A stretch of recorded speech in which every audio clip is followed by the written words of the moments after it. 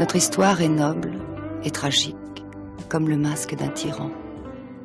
Nul drame hasardeux ou magique, aucun détail indifférent ne rend notre amour pathétique. Et Thomas de Quincey, buvant l'opium, poison doux et chaste, à sa pauvre Anne allait rêvant. Passons, passons puisque tout passe, je me retournerai souvent. Les souvenirs sont corps de chasse, dont meurt le bruit parmi le vent.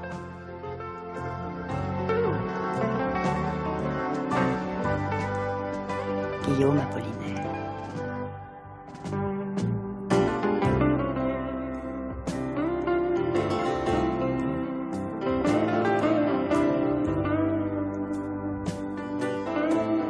Une vie, une œuvre. Thomas de Quincey, de l'opium et de l'assassinat. Une émission proposée par Hubert Juin et réalisée par Jean-Claude Loiseau.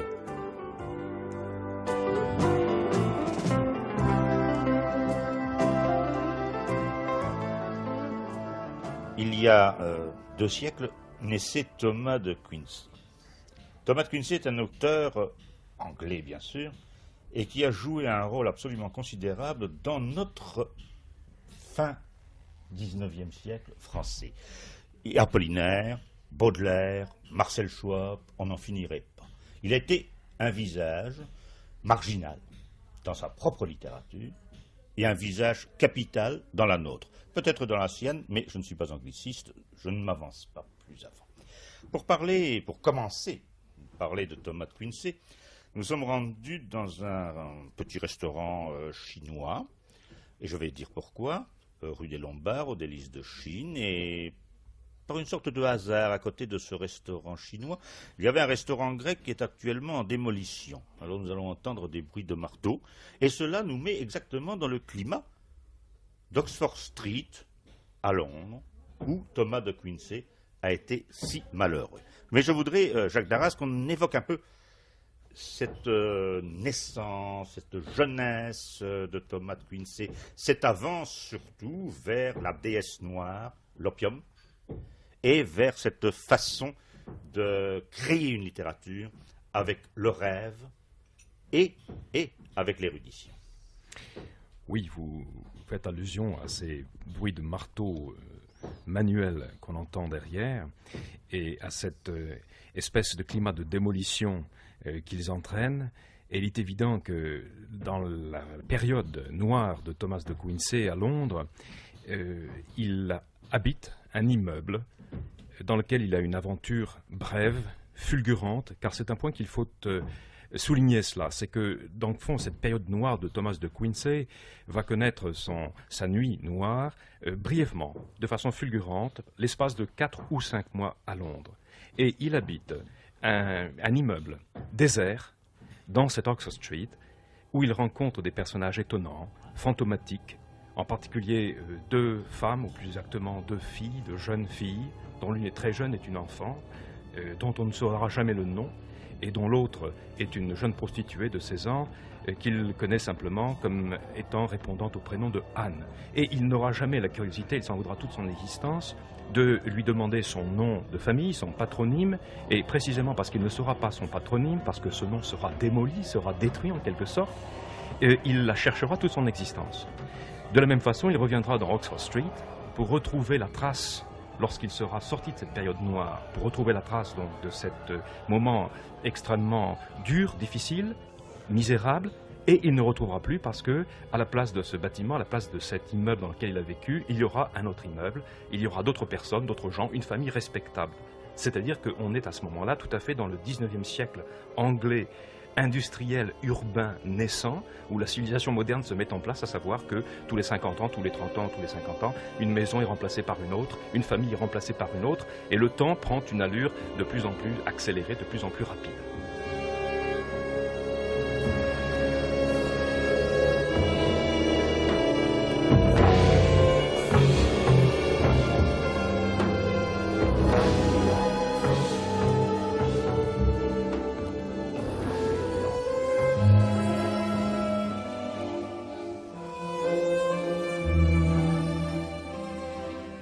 Les hommes qui ont été élevés par les femmes et parmi les femmes ne ressemblent pas tout à fait aux autres hommes, en supposant même l'égalité dans le tempérament ou dans les facultés spirituelles.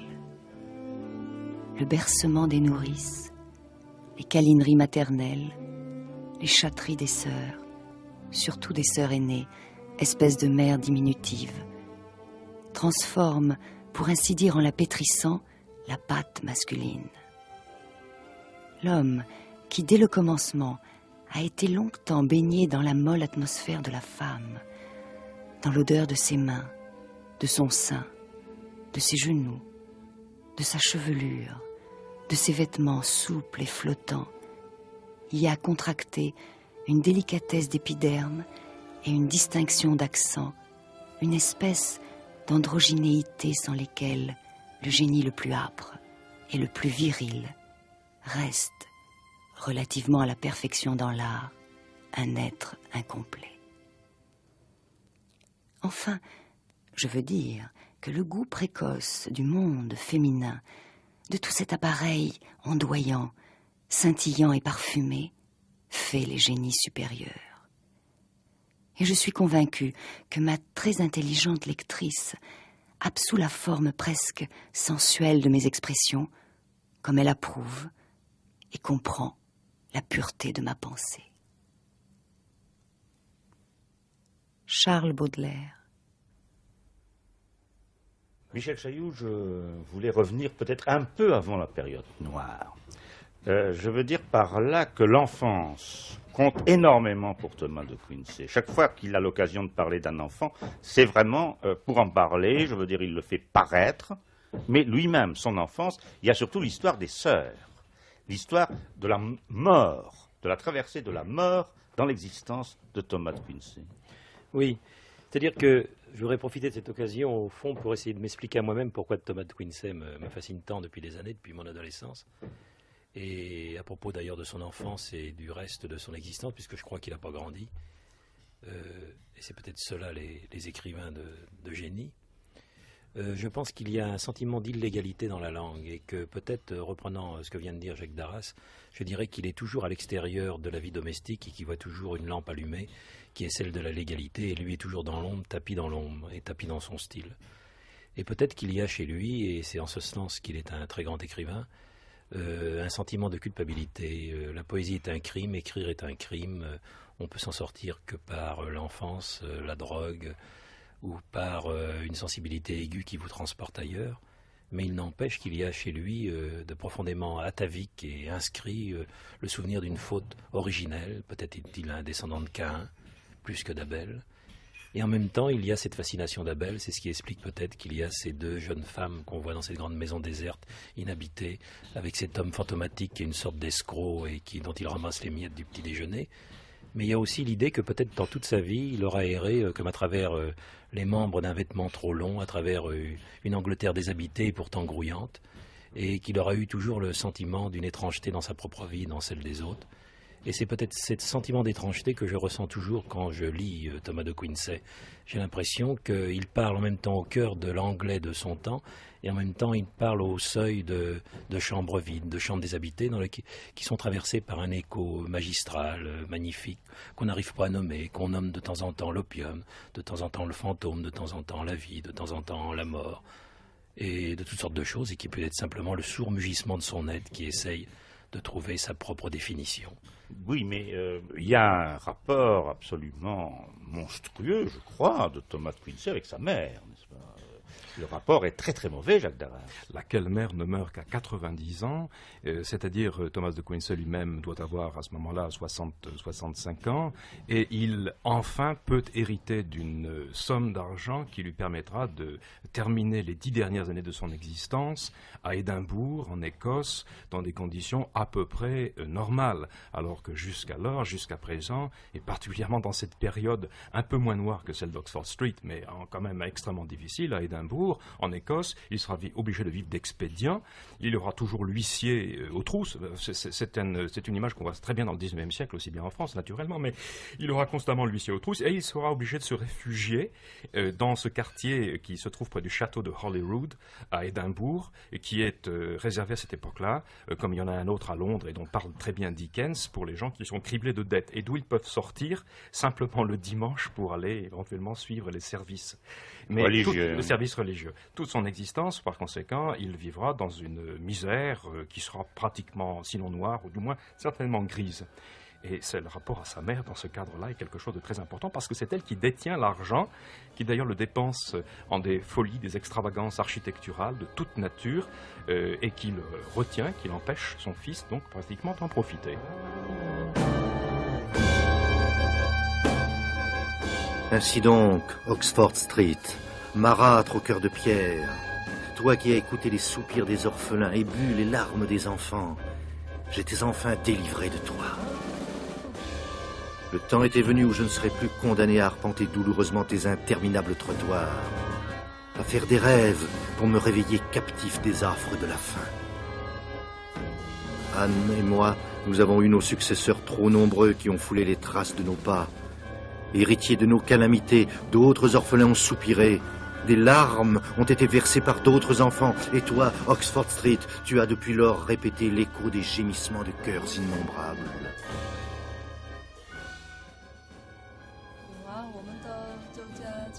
Les sœurs de Thomas de Quincey comptent énormément, évidemment, puisqu'il va perdre les deux sœurs préférées, Jeanne d'abord, Élisabeth ensuite, et il est évident que Baudelaire, qui suit Thomas de Quincey à la trace, enfin, n'est-ce pas, dans les paradis artificiels, va raconter effectivement la mort d'Élisabeth, la seconde sœur, mais là, si on rebascule vers le texte de Quincey, on a une sorte de proximité, de saisie de la mort, et de la mort vis-à-vis de l'enfant qu'il est encore, cette extension, dit-il, du temps, ou ce resserrement du temps, qui déjà, effectivement, s'est écrit par le mangeur d'opium, mais déjà tout est donné, me semble-t-il.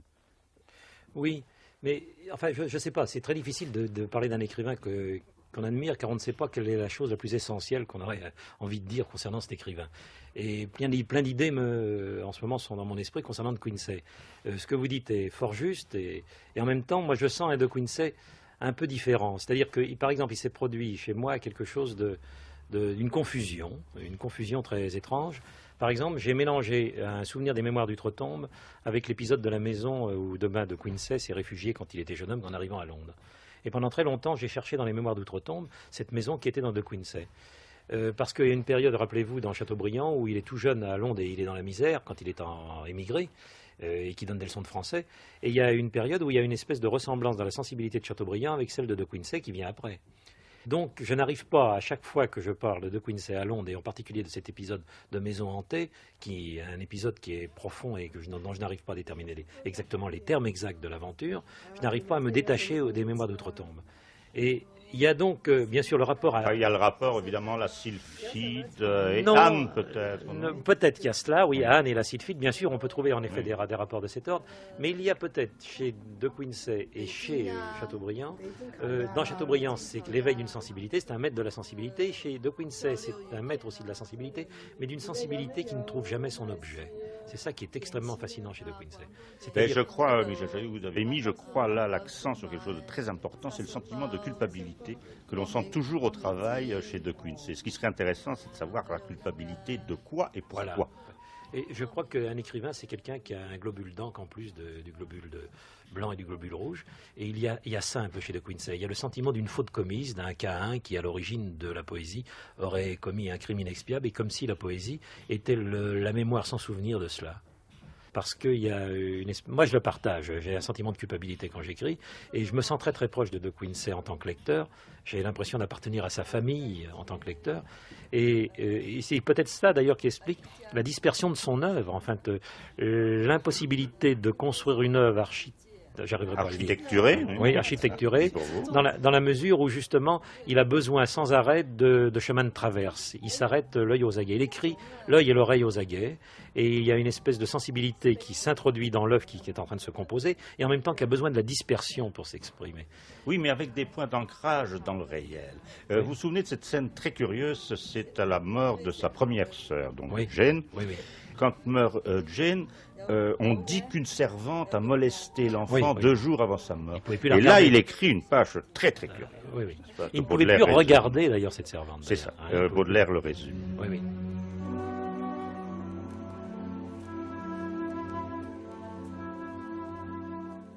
Jeanne mourut la première. Mais pour son petit frère, la mort n'était pas encore une chose intelligible. Jeanne n'était qu'absente. Elle reviendrait sans doute. Une servante chargée de l'assister pendant sa maladie l'avait traité un peu durement 2 jours avant sa mort. Le bruit s'en répandit dans la famille. Et à partir de ce moment, le petit garçon ne put jamais regarder cette fille en face. Sitôt qu'elle paraissait, il fichait ses regards en terre. Ce n'était pas de la colère. Ce n'était pas l'esprit de vengeance qui dissimule. C'était simplement de l'effroi, la sensitive qui se retire à un contact brutal. Terreur et pressentiment mêlés.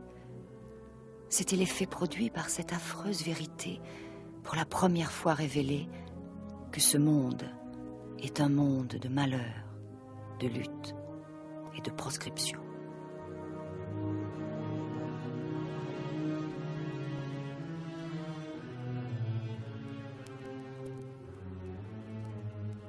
Ce qui me frappe, c'est dans les autres écrits de Thomas de Quincey.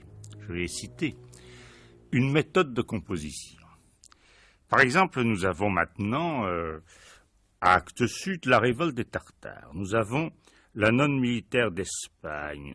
Nous avons les derniers jours d'Emmanuel Kant. Je ne parle que de ce qui existe dans la bibliothèque française ou dans la librairie française, encore que, par exemple, il serait souhaitable que puissent reparaître les derniers jours d'Emmanuel Kant, qui est un écrit absolument extraordinaire et très beckettien. Ce qui me frappe, c'est la façon dont Thomas de Quincey met ensemble diverses sources, les mélange et en fait une création personnelle. C'est du Thomas de Quincey, alors que c'est effectivement tiré d'un tas d'autres œuvres, de sources, de bibliothèques. Ce travail de la culture est assez considérable et cela me frappe d'autant plus que lorsque lui fait la nonne militaire d'Espagne d'après les textes espagnols, bien entendu, et d'Amérique du Sud, un autre écrivain, d'expression française celui-là, José María de Heredia, le poète français, lui, s'inspirant des mêmes sources, va écrire la nonne Alferez. Il est évident que Heredia, l'auteur des trophées, ne connaît absolument pas l'anglais, il n'y a donc absolument aucun rapport avec de Quincey. Mais enfin, ceci est une petite parenthèse, mais je pense qu'il fallait quand même la signaler pour montrer cette espèce de fonctionnement de Thomas de Quincey à travers notre littérature, et cette espèce de présence très ambiguë qui est la sienne, et que cette émission tente non pas de dévoiler, ce serait trop beau, mais de désigner, simplement. Alors, cette méthode de composition me paraît singulière. Il y a les sources, il y a la fiction, et il y a l'émergence du créateur. Je voudrais, sur ce point, l'avis de Liliane Abensour. Mais je crois que de Quincey l'explique un petit peu dans sa postface, où il montre que finalement la distinction, et on le trouvera à travers toute son œuvre, entre fiction et réalité est constamment à remettre en question. Si bien que ce qu'on appelle source et qui aurait valeur de réalité et de fait historique dit réel, pour de Quincey ont une valeur toute relative et qui lui permet de reprendre et par tout un travail qui passe par sa subjectivité et ses thèmes favoris, de refaire une véritable création qui lui est propre. C'est votre avis, Sylvain Monod? Oui, tout à fait. J'aimerais peut-être ajouter un autre exemple qui est un essai que j'aime beaucoup sur Jeanne d'Arc. Ah oui, qui avait paru chez Champion, je crois. Oui, et bien là aussi, De Quincey a certainement utilisé et combiné des sources diverses, mais il a fait travailler son imagination, sa faculté créatrice, ses méthodes narratives originales. Et d'ailleurs, cet essai se termine par deux rêves, un rêve de Jeanne d'Arc et un rêve de l'évêque Cauchon, qui sont aussi très caractéristiques de la manière de Quincey. Autre chose, c'est la malposte anglaise. Alors là, on ne peut pas parler. Nous reviendrons quand même sur ce travail de Quincey, mais je voudrais ajouter celui-ci, l'exemple de la malposte anglaise, où là, il s'agit vraiment d'un fait réel, d'une vision, enfin, vraie. Dire l'incident, on peut penser que l'incident de cette malposte à folle qui va peut-être tuer un cabriolet dans lequel il y a deux jeunes personnes, Quincey a pu enregistrer ça en quelques secondes, mais tout ce qu'on voit, et il le dit lui-même, n'est-ce pas, même dans la préface de la malposte dans l'édition anglaise, cette image va devenir un matériel ou un matériau du rêve, va revenir comme si vraiment il y avait là un labour du matériau du rêve même, et ça va devenir la malposte anglaise avec tous ses rajouts, Waterloo, enfin, etc. Anne Grieve. Oui, je pense que c'est une... enfin, il se sert de l'image du labour, enfin, du labour du rêve, du travail du rêve. Et je pense que c'est un travail qu'il compare au travail aussi du remords, parce qu'il dit que ce qui ressort dans les rêves très souvent, ce sont des impressions, enfin des impressions de danger imminent, et aussi le fait de ne pas faire face à ce danger, c'est-à-dire de risquer de provoquer quelque chose de terrible et de ne pas pouvoir résister à cette tentation.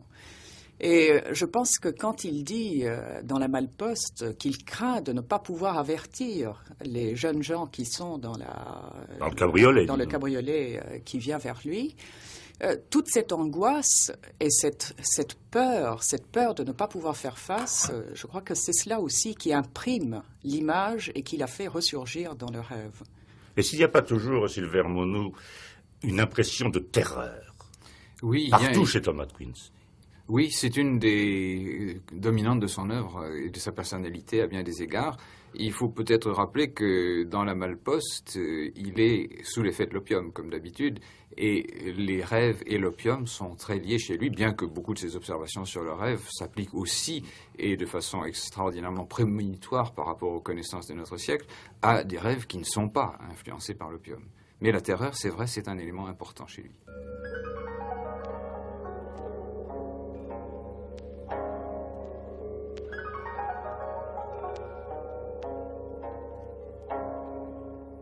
C'était une scène orientale, mais là encore, par un dimanche de Pâques et de grand matin. Et dans le lointain, on voyait comme une tache à l'horizon les dômes et les coupoles d'une grande cité. Vague forme abstraite venue peut-être de quelque image de Jérusalem contemplée dans l'enfance. Et, à moins d'une portée de flèche de moi-même, sur une pierre ombragée par des palmiers de Judée, une femme était assise. Je la regardais, c'était Anne. Elle tint ses yeux fixés sur moi avec un regard intense. Et je lui dis à la longue, « Je vous ai donc enfin retrouvé. » J'attendais, mais elle ne me répondit pas un mot. Son visage était le même que quand je le vis pour la dernière fois, et pourtant, combien différent. 17 ans auparavant, quand la lueur du réverbère tombait sur son visage, quand pour la dernière fois je baisais ses lèvres, des lèvres, Anne, qui pour moi ne portaient aucune souillure, ses yeux ruisselaient de larmes. Mais ces larmes étaient maintenant séchées. Elle semblait plus belle qu'elle n'était à cette époque, mais d'ailleurs en tout point la même, et elle n'avait pas vieilli. Ses regards étaient tranquilles, mais doués d'une singulière solennité d'expression. Et, comme je la contemplais alors avec une espèce de crainte, tout à coup, sa physionomie s'obscurcit. Me tournant du côté des montagnes, j'aperçus des vapeurs qui roulaient entre nous deux. En un instant, tout s'était évanoui. D'épaisses ténèbres arrivèrent. Et en un clin d'œil, je me trouvais loin, bien loin des montagnes, me promenant avec Anne à la lueur des réverbères d'Oxford Street, juste comme nous nous promenions 17 ans auparavant, quand nous étions, elle et moi, 2 enfants.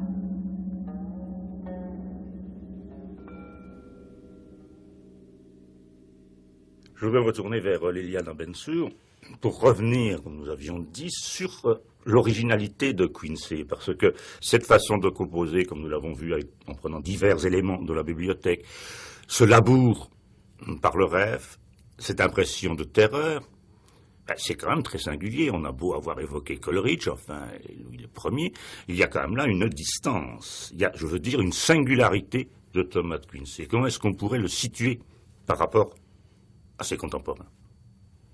Malgré ce qu'on a pu dire de l'influence allemande sur Coleridge, et je crois que c'est celui qui a été le plus marqué par le romantisme allemand et par les philosophes allemands.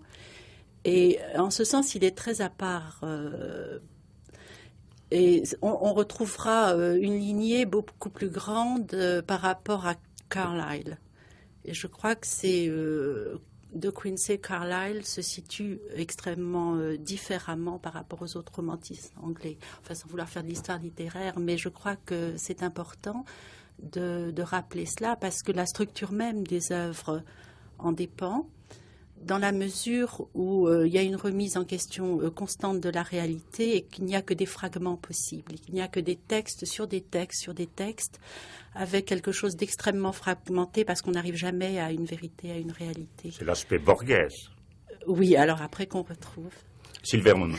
Moi, je crois que je m'inspirerais pour situer de Quincey d'une distinction établie par un écrivain anglais qui est mort récemment et qui est resté totalement méconnu. Je crois que j'étais son seul admirateur, Rainer Heppenstall, qui distingue 2 traditions dans les littératures de la France d'une part, de l'Angleterre d'autre part. Et alors il y a la tradition principale et puis la deuxième tradition. Et je crois que de Quincey appartient à cette deuxième tradition. C'est la tradition des marginaux, des excentriques, mais qui se suivent quand même. On peut peut-être établir une filiation de Sterne à de Quincey et de Quincey à Joyce, par exemple. Il fait même appel lui-même à Swift. Oui, bien sûr. Dans De l'assassinat. Oui, il se réclame de Swift. Anne Grieve. Oui, je pense que cette filiation avec des auteurs modernes, vous avez cité Borges, enfin c'est une filiation réelle parce qu'il y a une façon de composer des textes sur des textes ou de parler de la réalité à l'intérieur d'une fiction ou de la fiction d'une fiction. Il y a un très beau passage là-dessus dans la théorie de la tragédie grecque, où il explique comment l'influence par exemple de la pièce à l'intérieur de la pièce que l'on retrouve à la fois chez les Grecs ou chez Shakespeare, dans Hamlet oui, parce par exemple. Oui, c'est justement, je pensais à ça, et parce qu'il fait plusieurs références à la pièce dans la pièce du prince du Danemark. Le tableau dans le tableau, la pièce dans la pièce, c'est-à-dire que toute cette mise en abîme dont on a beaucoup parlé maintenant, et qu'il appelle, lui, d'un néologisme, il appelle cela l'introvolution. Il y a d'ailleurs des inventions de mots chez de Quincey qui sont... c'est très amusant de voir le vocabulaire qu'il est obligé de créer pour les notions dont il parle. Il y a l'introvolution qui pourrait être traduite presque par mise en abîme de nos théoriciens plus modernes. Il y a ce qu'il appelle les involutes, qui sont des éléments composés de diverses expériences marquantes dans la vie et qui se retrouvent comme une sorte de mosaïque à l'intérieur des rêves. Donc cette invention de notions fait de lui quelqu'un qui a une position très particulière dans la littérature de l'époque. Il y a d'ailleurs autre chose qui me frappe en vous écoutant, c'est que, nous avons parlé de la terreur, Thomas de Quincey et la terreur, mais alors il y a aussi Thomas de Quincey et l'humour. Oui, absolument. Parce que tout ça est singulièrement mélangé. Absolument.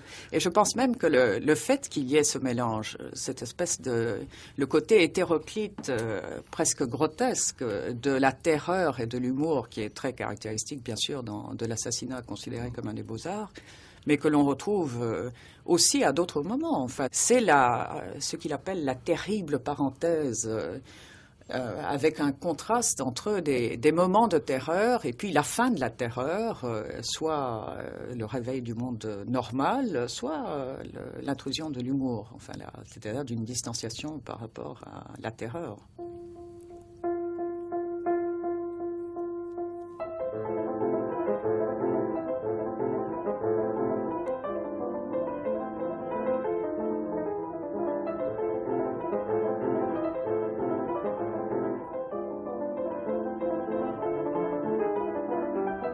Mes années de vie académique sont maintenant révolues, presque oubliées. La toque de l'université ne presse plus mes tempes. Si celle que je portais existe encore, elle coiffe quelques jeunes étudiants, aussi heureux j'espère et aussi passionnément épris de savoir que je l'étais moi-même. Ma robe est à cette heure, je le présume, dans le même état que des milliers d'excellents ouvrages de la Bodléienne, c'est-à-dire diligemment dévorés par les mythes et les vers studieux. Partie qu'elle est, c'est tout ce que je sais de son sort, dans ce grand réservoir de quelque part, où s'en vont les tasses athées, les boîtes athées, les théières, les bouilloires, etc. Sans parler de vaisseaux plus fragiles encore, tels que verres, carafes, bouillottes. Objets que les ressemblances occasionnelles qu'offre avec eux la présente génération des tasses athées, etc., me rappellent avoir possédé, mais du départ et du destin final desquels je ne saurais donner, pareillement à la plupart des porteurs de toges de l'une et l'autre université, qu'une relation obscure et conjecturale. La sonnerie persécutrice de la cloche de la chapelle, qui me convoquait importunément aux matines de 6 heures, n'interrompt plus mon sommeil. Le portier qui la mettait en branle, et sur le superbe nez duquel, un nez de bronze incrusté de cuivre, j'ai composé par représailles tant d'épigrammes grecs en m'habillant, est mort, et a cessé de troubler qui que ce soit. Et nous tous, tant que nous sommes, qui avons grandement souffert de ses propensions tintinabulantes, avons décidé d'un commun accord d'oublier ses erreurs et de lui pardonner.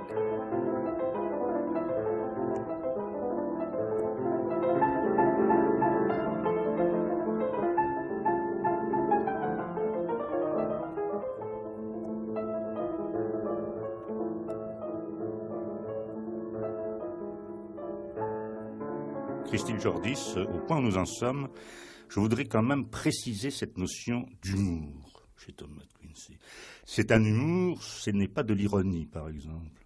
C'est un humour qui trouve assise dans des manipulations du langage, dans des métamorphoses d'objets, dans des visions très fugaces, très rapides du réel.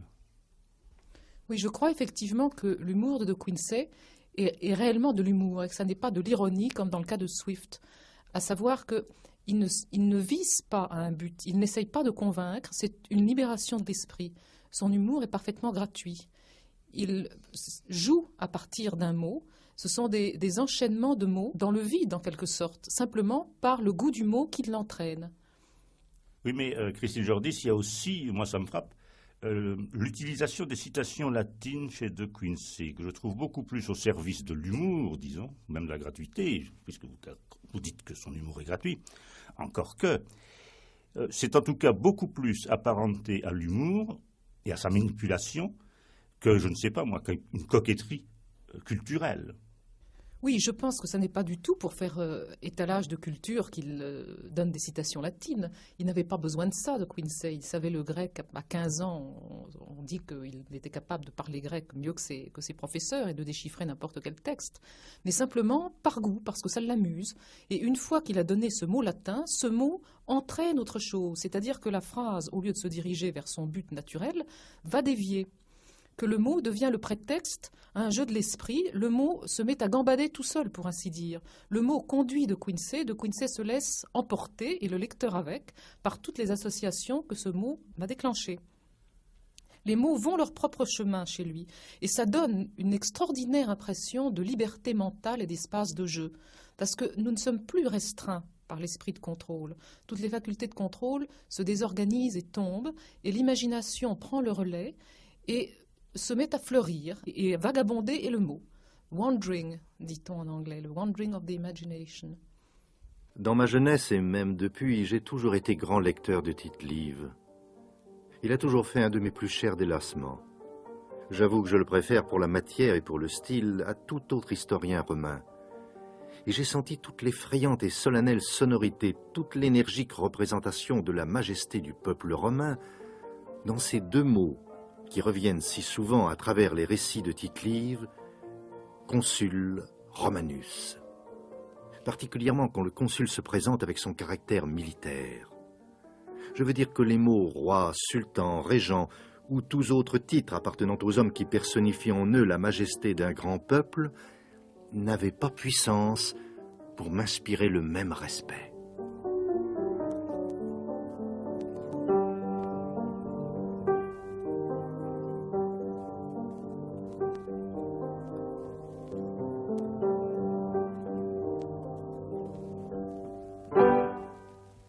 Oui, ce qui est quand même très intéressant, enfin, dans Thomas de Quincey, parce que on ne peut parler de lui finalement avec ce que nous connaissons en France que livre par livre. Alors il y en a un qui quand même fait mes délices, c'est de l'assassinat considéré comme un des beaux-arts. Vous l'aviez dit, Sylvain Remonod, il a été composé en 3 parties, séparées par un laps de temps assez important les unes des autres. Et c'est vrai que la première partie, notamment la fameuse conférence, n'est-ce pas, et notamment l'assassinat des philosophes, est une chose absolument extraordinaire. Enfin, alors on pourrait peut-être approcher un peu mieux cet humour c'est aussi un humour de culture, n'est-ce pas, bien sûr. Et puis un humour très très britannique. Comment caractériser cela, Sylvain Remonod? Eh bien, c'est effectivement un excellent exemple de l'humour de Quincey. C'est un ouvrage qui est fondé sur une idée qui est résumée d'ailleurs à un moment dans une phrase extraordinaire où on dit que bien des gens commencent par commettre un petit assassinat insignifiant et puis de là, de fil en aiguille, on se laisse entraîner à voler et puis ensuite à travailler le dimanche et à la fin finalement à être impoli. Alors, il y a la démarche paradoxale qu'on retrouvera à la fin du siècle avec Wilde, Shaw et bien d'autres et que de Quincey pratique de façon absolument magistrale. C'est un ouvrage qui doit aussi, bien entendu, à l'exemple de Swift, si on peut remonter dans le passé après avoir fait cette excursion dans l'avenir, et de sa modeste proposition de manger les bébés irlandais pour lutter contre la dénutrition de l'Irlande. Et la surpopulation. Et la surpopulation. Il y a évidemment, par exemple, un petit trait que je voudrais citer ici, comme ça, au milieu de notre discussion, alors qu'il est traducteur de Kant. C'est pas qu'il est vraiment le métaphysicien, je mets le entre guillemets, parce que c'est le métaphysicien qui lit les métaphysiciens allemands. Il traduit Kant, et dans de l'assassinat considéré comme un des beaux-arts, il y a une petite merveille en ce qui touche l'assassinat possible de Kant.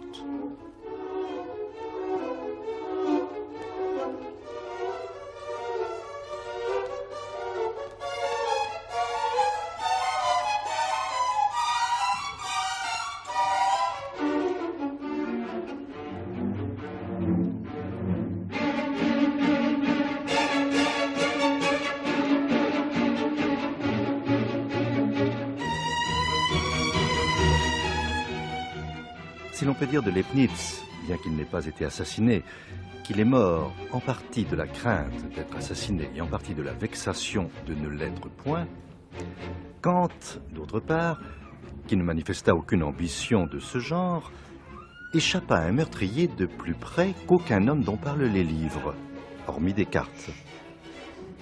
Tant la fortune répand de manière absurde ses faveurs. Le cas est rapporté, je crois, dans une vie anonyme de ce très grand homme. Par souci de santé, Kant s'imposa pendant un temps de faire chaque jour une marche de 6000 le long d'une grande route. Ce fait venant à la connaissance d'un homme qui avait ses raisons personnelles de commettre un assassinat, celui-ci attendit à 3 bornes de Königsberg l'intéressé, qui arriva à l'heure due aussi exactement qu'une diligence. N'eût été un accident, Kant était un homme mort. Cet accident, ce fut la scrupuleuse, ou, comme Mrs. Quickly l'eût appelé, la maussade moralité de l'assassin. Un vieux professeur, se dit-il, pouvait être chargé de péché, non pas un jeune enfant. Sur cette considération, il se détourna de Kant au moment critique, et bientôt après assassina un enfant de 5 ans. Telle est la version allemande de l'affaire. Mais mon opinion à moi, c'est que l'assassin était un amateur, qui sentit combien il serait de peu de profit pour la cause du bon goût d'assassiner un vieux métaphysicien aride et aduste. Il n'y avait là nulle possibilité d'effet, étant donné que l'homme ne pourrait pas ressembler davantage à une momie une fois mort qu'il n'avait fait vivant.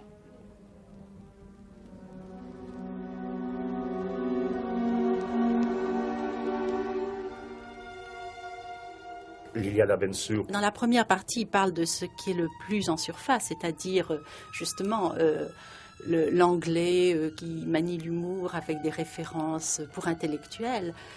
Mais, et on pense à Swift.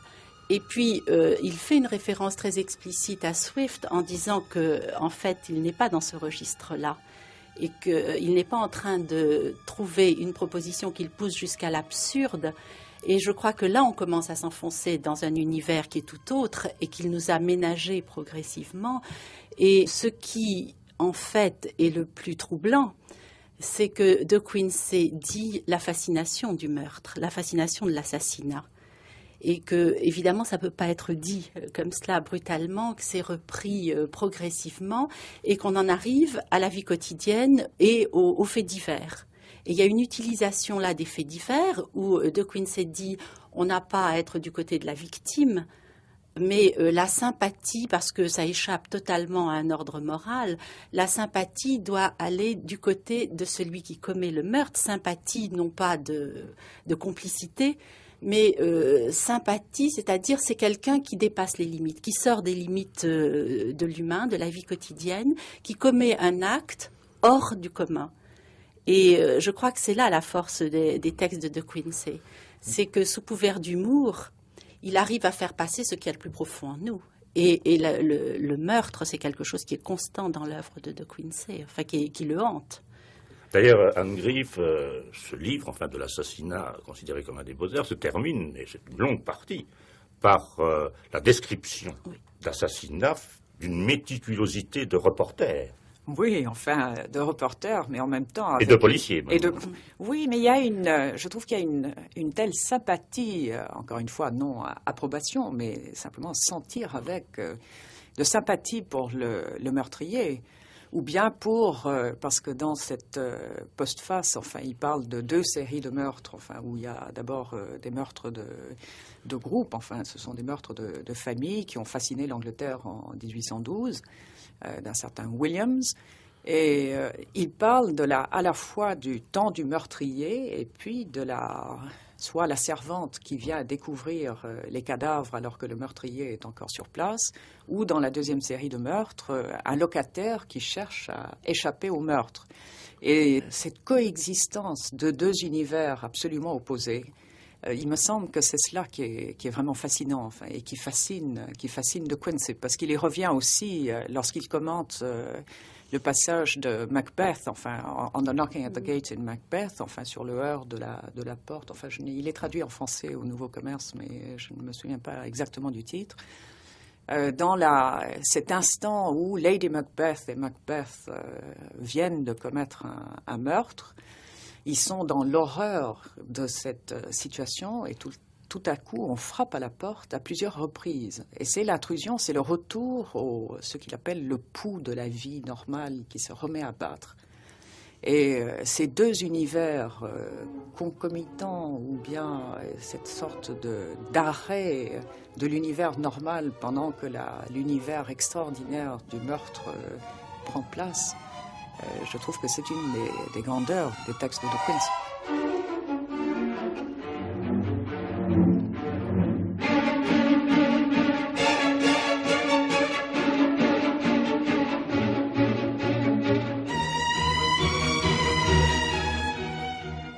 Kant poussa son exigence d'une véracité sans réserve à un point si extravagant qu'il affirmait que si un homme voyait un innocent échapper à un meurtrier et que celui-ci le questionna, il était de son devoir de dire la vérité et de désigner la retraite de l'innocent, même avec la certitude qu'il serait cause d'un assassinat.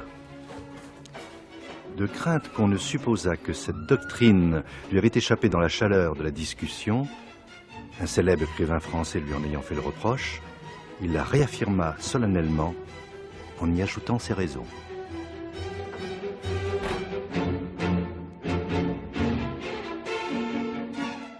Christine Jordi, c'est s'il n'y a pas quelque chose d'un peu, d'un peu gênant pour le lecteur français. Est-ce qu'il n'y a pas une différence, malgré toutes les qualités des traducteurs, entre le langage très langagier, justement, de Thomas de Quincey et l'approche française de la traduction? Est-ce qu'il n'y a pas une manipulation, là, d'un langage très spécifique à de Quincey? Oui, je trouve que l'humour est comme la poésie, la chose du monde la plus difficile à traduire. Pierre Léris a donné une traduction excellente de l'assassinat, mais malgré tout, le mot anglais produit un effet différent, a des associations différentes. Quand on dit condescending en anglais et condescendre en français, on ne rit pas de la même façon, ça n'est pas les mêmes connotations qui viennent à l'esprit. Je voulais dire aussi à propos de l'animation du mot et de cette vie qu'elle mettait dans le texte de Quincy, qu'on constatait la même chose à propos de l'objet. Il y a une animation de l'objet chez De Quincy, un esprit de métamorphose active, comme le disait tout à l'heure Hubert Juin, de l'objet. L'objet a une vie propre et se transforme. On voit ainsi ce passage fameux où une rivière poursuit De Quincy, le bord. On voit cette rivière se transformer en cheval, en dromadaire, en animal donc. On voit ensuite que les rivières sont malades pour finalement aboutir non pas au bord d'une petite rivière provinciale anglaise, mais au Gange. Donc l'imagination a complètement pris le relais et nous a fait nous promener de façon assez délirante à partir de l'objet jusqu'à la personne en passant par l'animal pour ensuite nous envoyer dans des espaces géographiques complètement inattendus. Alors, ce que je pense, c'est que cette vision de Quincy, cette libération des contrôles mentaux est due à la drogue. Il y a là un esprit qui fonctionne sous l'influence de la drogue, c'est bien évident, et on peut voir la même chose, par exemple, chez un autre grand intoxiqué, entre guillemets, qui est Poe, dans L'Ange du Bizarre. Baudelaire, évidemment, a beaucoup retenu ça et en a parlé à propos de l'utilisation de la drogue. Il a donné des précisions sur le comportement d'une personne qui est droguée. Il dit ainsi « D'abord, une certaine hilarité saugrenue et irrésistible s'empare de vous. Les mots les plus vulgaires, les idées les plus simples prennent une physionomie bizarre et nouvelle. Des ressemblances et des rapprochements incongrus, impossibles à prévoir. Des ébauches de comique jaillissent continuellement de votre cerveau. Et sur le jeu du langage, sur la vie propre du mot, sur le goût du calembour et du jeu sur le mot, il dit la chose suivante. Il arrive quelquefois que des gens tout à fait impropres au jeu de mots improvisent des enfilades interminables de calembours, des rapprochements d'idées tout à fait improbables. Il y a donc là ce surgissement du jeu, ce surgissement de l'objet, et ce surgissement qui a quelquefois une allure obsessionnelle, qui a souvent une allure obsessionnelle chez De Quincy, à savoir qu'il ne s'agit plus de quelque chose de purement gratuit et heureux et drôle, il ne s'agit plus d'une plaisanterie, mais au contraire de quelque chose de douloureux, de quelque chose qui revient malgré lui. Et je pense qu'on peut mettre là ces grands thèmes comme la mort ou les visages de femmes qui reviennent indéfiniment et qu'il poursuit et qui fuit. La fuite, la poursuite, indéfiniment, c'était cette succession qui est vouée à ne pas... Les petites prostituées ne sortent qu'une fois de la foule nocturne pour une tâche de bonté. La pauvre Anne accourut vers Thomas de Quincy, le mangeur d'opium, défaillant dans la large rue d'Oxford, sous les grosses lampes allumées. Les yeux humides, elle lui porta aux lèvres un verre de vin doux, l'embrassa et le câlina. Puis elle rentra dans la nuit. Peut-être qu'elle mourut bientôt. Elle toussait, dit De Quincy, le dernier soir que je l'ai vue. Peut-être qu'elle errait encore dans les rues. Mais malgré la passion de sa recherche, quoiqu'il bravât les rires des gens auxquels il s'adressait, Anne fut perdue pour toujours. Quand il eut plus tard une maison chaude, il songeait souvent avec des larmes que la pauvre Anne aurait pu vivre là, près de lui, au lieu qu'il se la représentait malade, ou mourante, ou désolée, dans la noirceur centrale d'un bordel de Londres, et elle avait emporté tout l'amour pitoyable de son cœur. Marcel Schwab.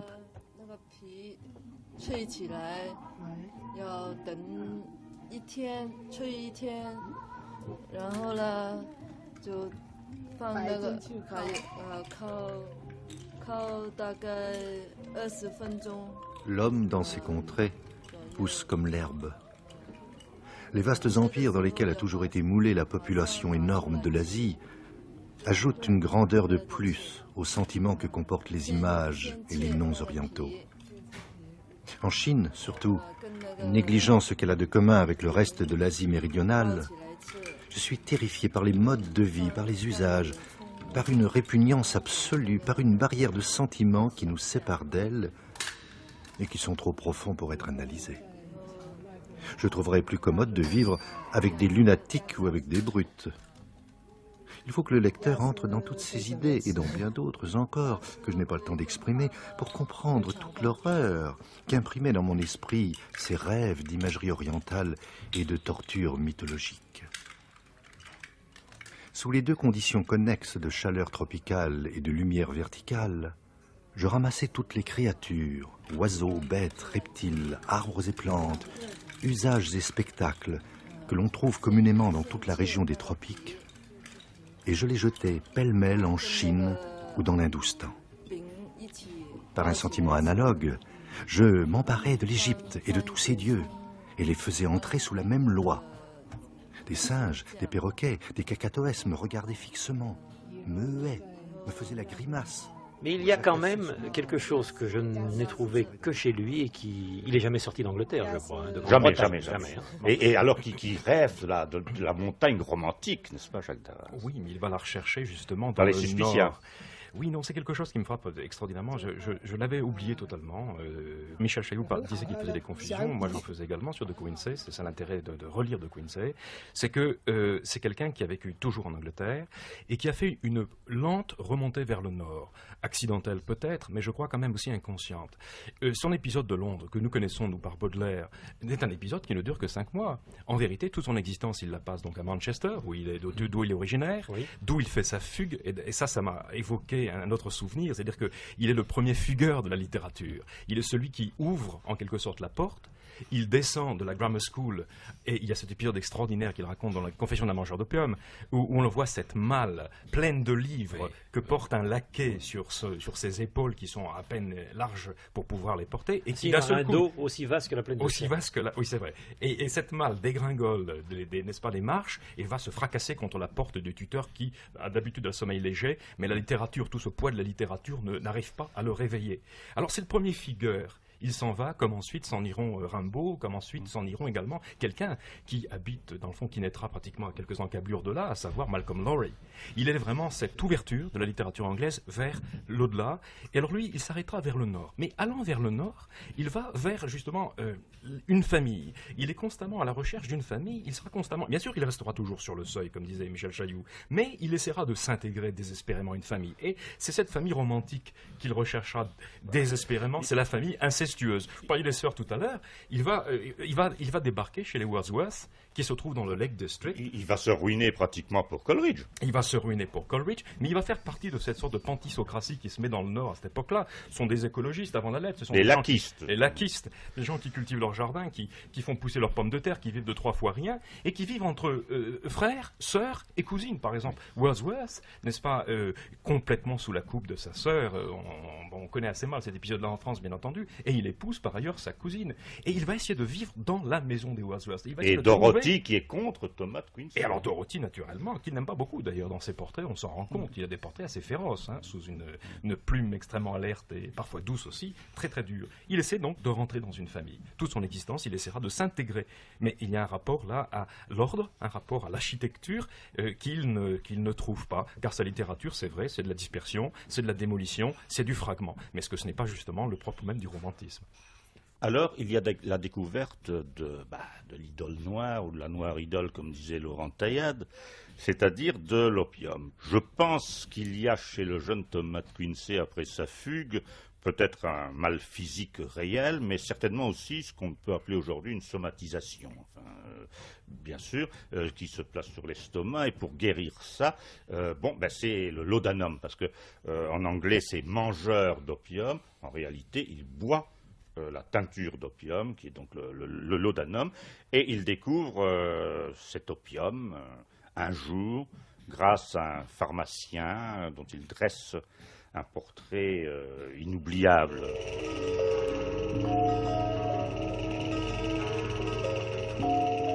C'était un samedi après-midi, humide et sans joie. Et notre terre n'offre pas de spectacle plus triste que celui d'un dimanche de pluie dans Londres. Ma route de retour passait par Oxford Street et près de l'imposant Panthéon, comme M. Wordsworth l'a obligeamment appelé, je vis une boutique de pharmacien. Le pharmacien, inconscient ministre de plaisir divin, comme en harmonie avec le pluvieux dimanche, avait l'air morne et stupide. exactement comme on pouvait s'attendre que n'importe quel pharmacien d'ici-bas eût l'air un dimanche. Et quand je lui demandai de la teinture d'opium, il m'en donna comme n'importe quel autre homme eût pu le faire. Bien plus, il me rendit sur mon shilling ce qui me parut être de réelles pièces de bronze, sorties d'un réel tiroir de bois. Néanmoins, en dépit de ces indices d'humanité, il est toujours resté dans mon esprit depuis lors comme la vision béatifique d'un pharmacien immortel envoyé ici-bas avec une mission particulière à mon adresse. Et ce qui me confirme dans cette manière de voir, c'est que la première fois que je revins à Londres, je le cherchais aux abords de l'imposant Panthéon et ne le trouvais point. À moi qui ne connaissais pas son nom, si vraiment il en avait un, il semblait qu'il eût disparu d'Oxford Street, plutôt que l'avoir quitté d'aucune façon corporelle. Le lecteur peut voir en lui, s'il y est enclin, un simple pharmacien sublunaire, il se peut. Mais ma foi à moi est plus grande. Je crois qu'il s'est évanoui ou évaporé. Tant je répugne à associer aucun souvenir terrestre avec l'heure, le lieu et cette créature qui m'ont fait connaître pour la première fois la céleste drogue.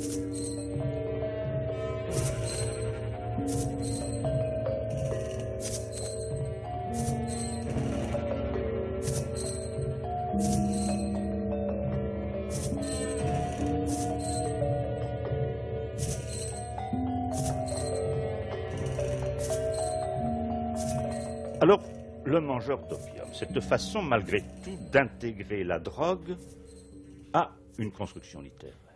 La drogue d'un côté et l'énorme culture de l'autre.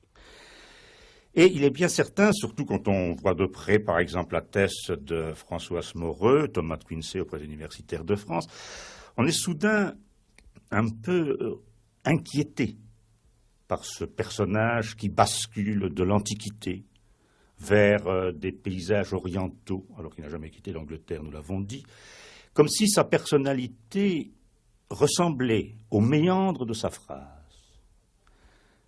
Elle éclate comme sa page elle-même éclate en mille ruisseaux. C'est absolument ça. Il me semble que, de même que sa phrase circule et fait des méandres et des détours continuels, s'élargit à chaque mot ou idée nouvelle pour retomber on ne sait où, enfin de façon très, très inattendue, il semble que sa personnalité soit désintégrée. Jean-Jacques Mailloux, dans une étude qui n'a pas paru en français malheureusement et qui s'appelait « Les veines d'humour », petite étude qu'il avait écrite sur l'humour de Quincey, parlait de personnalité désintégrée comme chez certains des héros de Beckett, en disant qu'il n'y avait plus de faculté de jugement, ni de sens de la construction, et moins encore de sens des proportions. C'est-à-dire que l'imagination ayant pris le relais se lance dans des directions complètement nouvelles et que l'homme raisonnable, l'homme de contrôle, a abdiqué. Et c'est encore une fois, je pense, à relier à l'effet de la drogue sur de Quincey, enfin ce travail de l'imagination comme cet état de l'homme.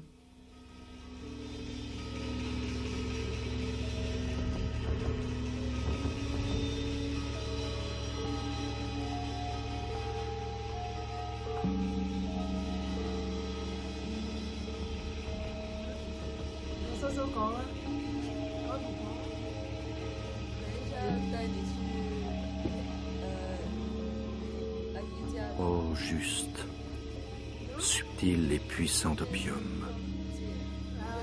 Toi qui, au cœur du pauvre comme du riche, pour les blessures qui ne se cicatriseront jamais, et pour les angoisses qui induisent l'esprit en rébellion, apporte un baume adoucissant. Éloquent opium. Toi qui, par ta puissante rhétorique, désarmes les résolutions de la rage, et qui, pour une nuit, rend à l'homme coupable les espérances de sa jeunesse et ses anciennes mains pures de sang. Qui, à l'homme orgueilleux, donne un oubli passager des torts non redressés, des insultes non vengées. Qui cite les faux témoins au tribunal des rêves pour le triomphe de l'innocence immolée. Qui confond le parjure, qui annule les sentences des juges iniques. Tu bâtis sur le sein des ténèbres avec les matériaux imaginaires du cerveau, avec un art plus profond que celui de Phidias et de Praxitèle, des cités, des temples qui dépassent en splendeur Babylone et Hécatompyle. Et du chaos d'un sommeil plein de songes, tu évoques à la lumière du soleil les visages des beautés depuis longtemps ensevelis.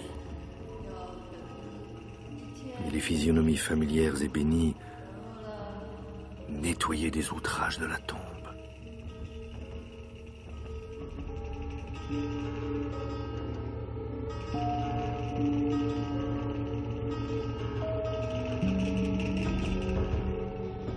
Toi seul, tu donnes à l'homme ses trésors.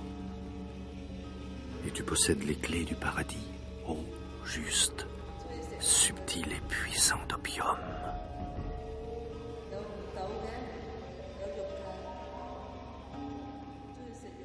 Alors, moi, j'ai toujours compris que l'opium chez De Quincey voulait dire autre chose que l'opium. Peut-être parce que moi-même, je ne prends aucune drogue et que je suis allergique à cette prise de possession. Je vais demander s'il y en a ici, j'en doute. Oui, cette prise de possession de mon esprit par quelque chose qui m'est extérieur, sans doute par un sentiment d'orgueil. Il y a chez De Quincey, dans la prise de l'opium, une raison physiologique, certaine, mais en même temps, il y a dans cet opium l'idée du sublime. J'ai toujours pensé que c'était un écrivain qui bougeait autour de cette notion. Et on parlait tout à l'heure de son érudition, mais je crois que l'érudition, et c'est peut-être le garde-fou qui le met sans arrêt dans sa sensibilité pour échapper à l'incohérence. L'incohérence, d'ailleurs, étant comme une cohérence non encore reconnue, en fait, une cohérence déguisée. Il est toujours menacé par cela. Et par l'intermédiaire de l'opium, de ce qu'il prend, il y a l'opium, pour moi, c'est la littérature.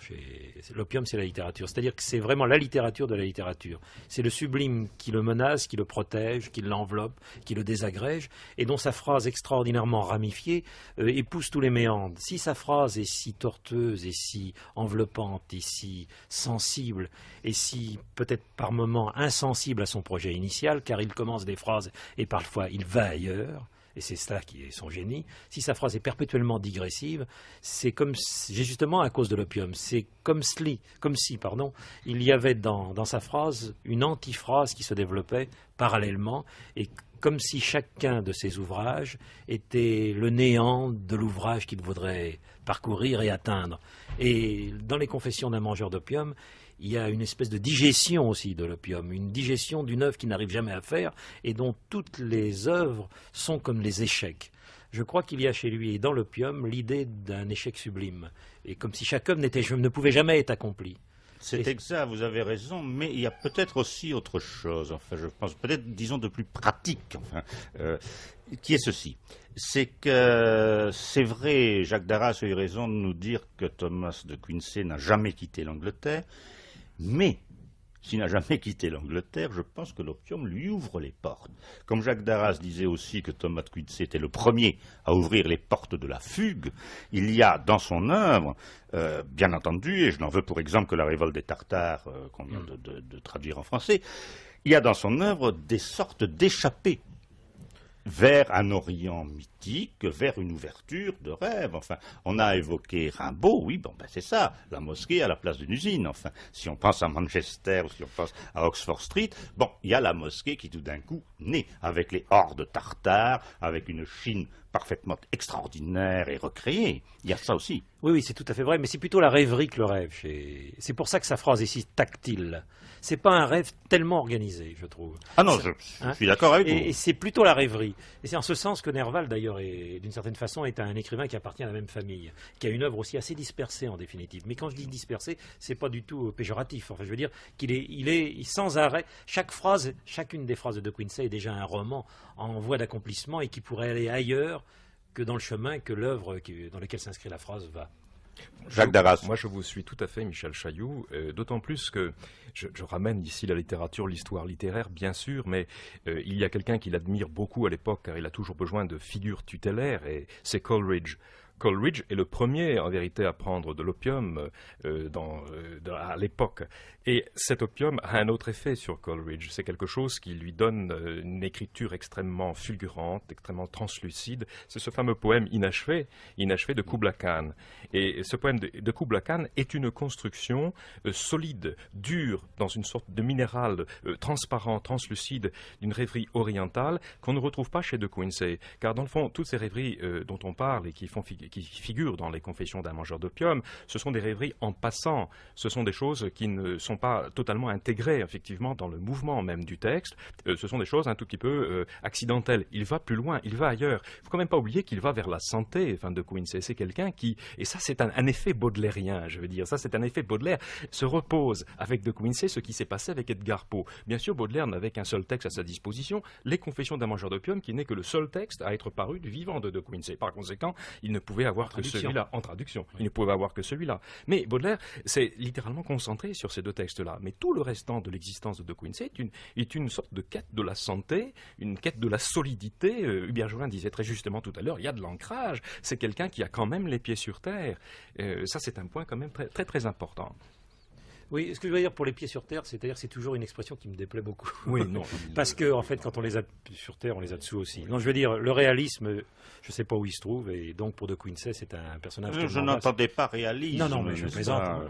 Non, je n'entends pas réalisme, mais par exemple, dans les récits de rêve qu'on peut lire dans les Confessions, les deux fameux, n'est-ce pas, oui. Consul Romanus, d'une part, et d'autre part, surtout, alors...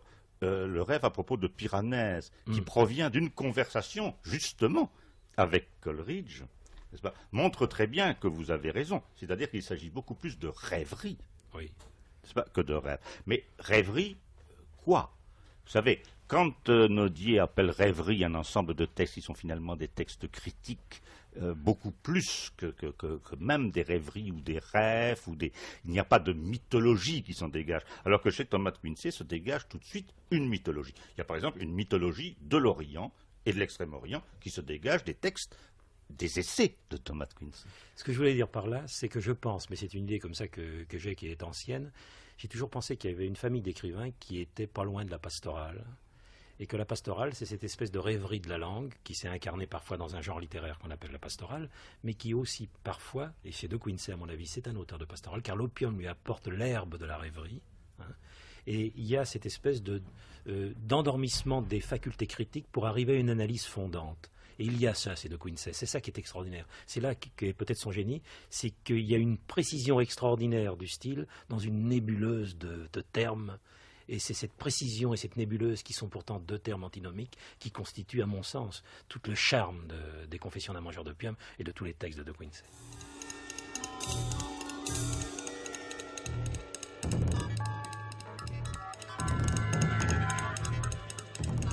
Voici bien des années, comme j'étais penché sur les antiquités romaines de Piranèse, M. Coleridge, qui se tenait près de moi, me décrivit une série de planches du même artiste, intitulé « Rêve » et reproduisant les visions qu'il eut au cours d'un délire de la fièvre. Quelques-unes d'entre elles, je ne fais que décrire de mémoire d'après ce que m'en dit M. Coleridge, représentaient de vastes salles gothiques, sur le plancher desquelles s'élevaient toutes sortes d'engins et de machines, roues, câbles, poulies, leviers, catapultes, etc., qui exprimaient une énorme force déployée ainsi qu'une énorme résistance vaincue. Vous aperceviez un escalier qui grimpait le long des murs, et sur lui, montant à tâtons, Piranèse lui-même. Suivez les marches un peu plus haut, et vous constatez qu'il s'arrête soudain, abruptement, sans nulle balustrade, n'offrant à celui qui eût atteint son extrémité d'autres voies que les profondeurs béantes. Quoi qu'il doive advenir du pauvre Piranèse, vous supposez du moins que ses peines se termineront là, nécessairement, de quelque manière, mais levez les yeux.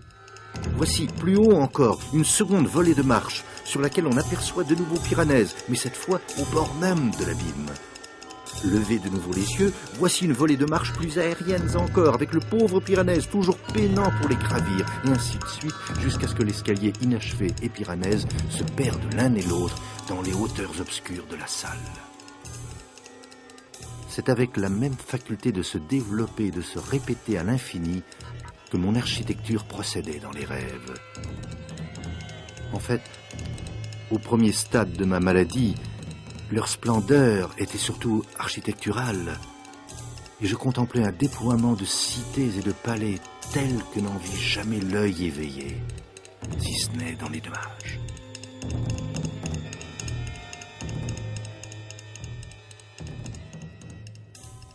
Anna Grief, tout à l'heure, vous avez parlé effectivement des parenthèses. Alors moi aussi, ce qui me frappe, et là c'est quand même tout un problème, c'est qu'effectivement Thomas de Quincey agit beaucoup par parenthèse, et c'est peut-être, Silver Monos, ce qui nous donne des difficultés peut-être d'établissement de texte dans la mesure où justement Quincey publie d'abord des textes et puis les remanie pour les œuvres complètes. Et il me semble que ce remaniement tient aussi et beaucoup à des ajouts de parenthèses, justement. Oui, c'est un écrivain qui certainement n'est jamais satisfait d'un texte et ne le considère jamais comme définitif. Il faut dire d'ailleurs que nous sommes très loin de connaître tout ce que De Quincey a écrit. Je crois qu'il y a 14 volumes de ses œuvres complètes et qu'il y aurait de quoi remplir 50 ou 60 volumes avec ce qu'il a effectivement écrit et en ne l'ayant pas toujours publié. Mais ces reprises se manifestent par des ajouts. C'est le cas des Confessions est le plus connu, mais il y en a beaucoup d'autres. Des œuvres qui se poursuivent, comme l'Assassinat, c'est tout de même écrit en 3 époques de sa vie, époques très éloignées l'une de l'autre. Et alors, il y a les parenthèses, il y a les notes. Il ajoute des notes qui sont souvent extraordinairement fougueuses. Et la tendance à s'interrompre, à se commenter est très forte chez lui. Je crois que l'exemple le plus extraordinaire, c'est tout de même au début des Confessions, quand il répond à une question à l'intérieur d'une parenthèse avant d'avoir fini de la poser. Je crois que ça, c'est le record. Il y a un petit aspect sterne dans ce cas. Oui, bien sûr. C'est la souplesse extraordinaire dans le maniement de la phrase chez De Quincey. Il est capable de ces grandes constructions harmonieuses, presque proustiennes, ou en tout cas ruskiniennes, et en même temps de petites apostrophes très brèves, très entrecoupées, impatientes. Il y a chez lui à la fois la fougue et la période. Eliana Bensour, c'est votre avis ? Oui, mais je crois que c'est aussi lié à tout son rapport au temps. C'est-à-dire qu'on ne peut pas, à mon avis, parler d'une évolution, il me semble. C'est ce qui m'a le plus frappé. C'est que, reprenant des textes, les choses n'ont pas changé. C'est une sorte de reprise. C'est pour ça que je parlais d'ajout, oui, n'est-ce pas ? Oui. Et pas de modification. Et pas d'évolution même à travers sa vie. C'est les mêmes thèmes qu'on retrouve, que ce soit des textes qui paraîtraient plus individuels ou des histoires plus collectives, comme j'en reviens à la révolte des Tartares. Mais en fait, il n'y a pas de distinction, que ce soit l'histoire d'un peuple, que ce soit sa propre histoire, que ce soit l'histoire d'Emmanuel Kant, que ce soit un texte écrit dans les années 32 comme la révolte des Tartares ou comme les Confessions à différents moments et repris, on est toujours plongé dans l'univers de Quincey. Alors moi j'avais envie un peu de parler quand Anne a prononcé le terme de travail du rêve, parce qu'en fait je pense que ça rejoint peut-être quelque chose de cela. On a un peu tendance à vouloir peut-être approcher cela d'une terminologie freudienne, et je crois que ça y échappe tout à fait. Oui, d'ailleurs, il dit quelque part, vous oui. savez, je pense que c'est dans Suspiria, que effectivement, mais ça c'est l'opium encore une fois, mais que l'opium et le rêve, bien sûr, on ne peut pas les séparer l'un de l'autre, permettent au temps de stagner. C'est-à-dire, il parle d'un agrandissement du temps. Donc, le retour du temps à l'immobilité. Et peut-être l'écriture de Quincey se situe-t-elle dans l'immobilité. Oui, et en même temps, je crois qu'il y a des périodes. C'est pour ça que finalement, je me suis quand même un peu interrogée sur les moments où les rêves, enfin, qui ne sont pas des rêves justement de dormeur, qui peut faire un travail après sur son rêve. Je crois que De Quincey ne procède pas du tout comme cela. On en est très loin. Mais qu'il y a des rêves de terreur et qui sont absolument intolérables, à partir desquels il ne peut rien faire si ce n'est dire uniquement qu'il a ses rêves. Et puis, la possibilité, dans des périodes d'accalmie, ou qu'on pourrait considérer comme d'accalmie, où il y a une élaboration de reprise à un niveau esthétique de ses rêves. Ce qui m'a frappé, c'est que dans les Confessions, il dit combien l'Orient lui paraît absolument terrifiant. Dans un espèce de chaos, il y a à la fois des reptiles, des crocodiles, des Chinois, des Égyptiens, enfin tout cela se mélange dans une confusion totale à partir de laquelle il ne peut que dire cela. Et puis, dans la révolte des Tartares, il y a toute une élaboration esthétique où chaque élément prend sa valeur et où l'Orient et la Chine notamment apparaît comme le pays de libération, le pays d'espoir, où les Tartares vont enfin trouver une paix. Alors je crois que ça rejoint une expérience intérieure, mais pas un travail sur le rêve. Enfin, je crois que c'est une utilisation du rêve qui, par moments... Enfin, ça me fait penser à Van Gogh, qui, dans les moments de crise, ne pouvait absolument pas peindre. Et contrairement à ce qu'on croit, enfin, dans les périodes de crise, il n'y a pas de création possible. Et la création esthétique n'est possible que dans la reprise de matériaux trop bruts pour être utilisés dans certains moments.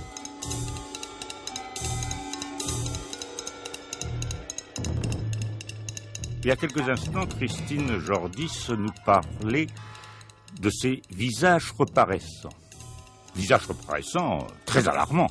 La mort et un visage de femme. Ce visage de femme, évidemment, nous pouvons supposer que c'est celui d'Anne. Mais il y a un autre visage. Et ici, cette émission, je m'excuse, se déroule exactement comme un texte de Thomas de Quincy. C'est-à-dire, nous n'évoluons pas. Nous n'avançons pas. Nous restons exactement au même point, comme dans un nœud de Möbius. Et alors, ce second visage peut parfaitement être le visage de la seconde sœur de Thomas de Quincy, c'est-à-dire Élisabeth. Et lorsqu'Élisabeth meurt, et Baudelaire a été très frappé lorsqu'il résume la vie du mangeur d'opium, eh bien, il se passe un événement extraordinaire. Mais la seconde blessure de son cœur d'enfant ne fut pas aussi facile à cicatriser. À son tour mourut, après un intervalle de quelques années heureuses, la chère, la noble Élisabeth, intelligence si noble et si précoce, qu'il lui semble toujours, quand il évoque son doux fantôme dans les ténèbres, voir autour de son vaste front une auréole ou une tiare de lumière. L'annonce de la fin prochaine de cette créature chérie, plus âgée que lui de 2 ans, et qui avait pris déjà sur son esprit tant d'autorité, le remplit d'un désespoir indescriptible. Le jour qui suivit cette mort, comme la curiosité de la science n'avait pas encore violé cette dépouille si précieuse, il résolut de revoir sa sœur. Dans les enfants, le chagrin a horreur de la lumière et fuit le regard humain. Aussi cette visite suprême devait-elle être secrète et sans témoin.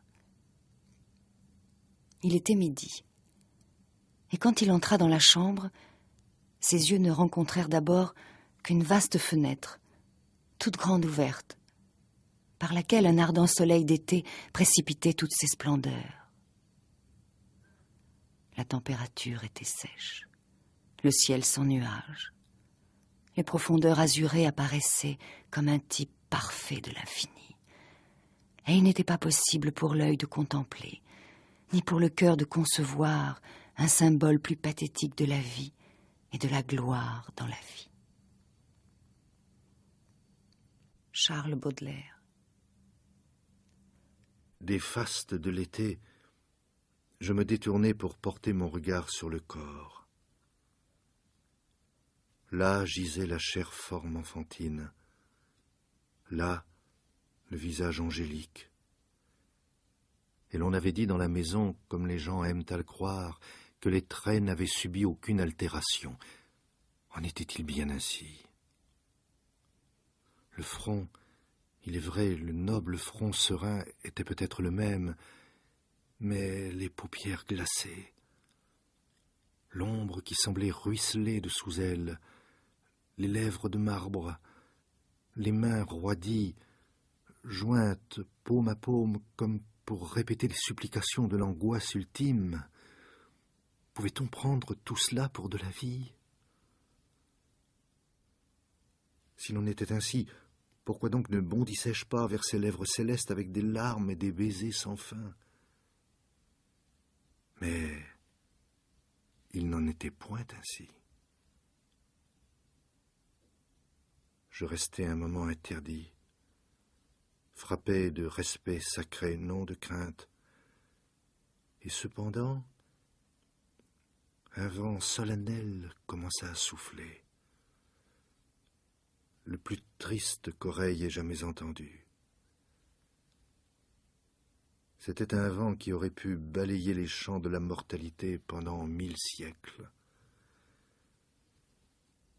Bien des fois depuis lors, pendant les journées d'été, au moment où le soleil est le plus chaud, j'ai ouï s'élever le même vent, enflant sa même voix profonde, solennelle, memnonienne, mais religieuse.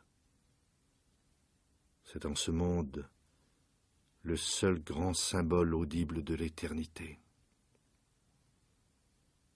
Et 3 fois dans ma vie, j'ai entendu le même son dans les mêmes circonstances, c'est-à-dire comme je me tenais entre une fenêtre ouverte et un cadavre, par un jour d'été.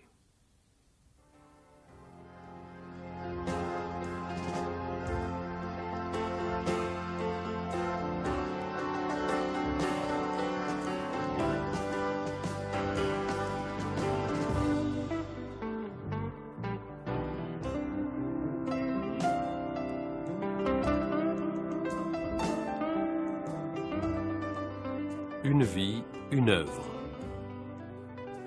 Thomas de Quincey. De l'opium et de l'assassinat. Une émission proposée par Hubert Juin.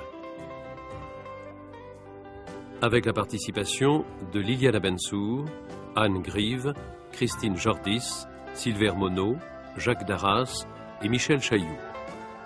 Texte lu par Annie Roman et Pierre Vernier. Enregistrement et mixage, Jean-Pierre Joly, Maurice Biard, Claude Rossi. Réalisation, Jean-Claude Loiseau.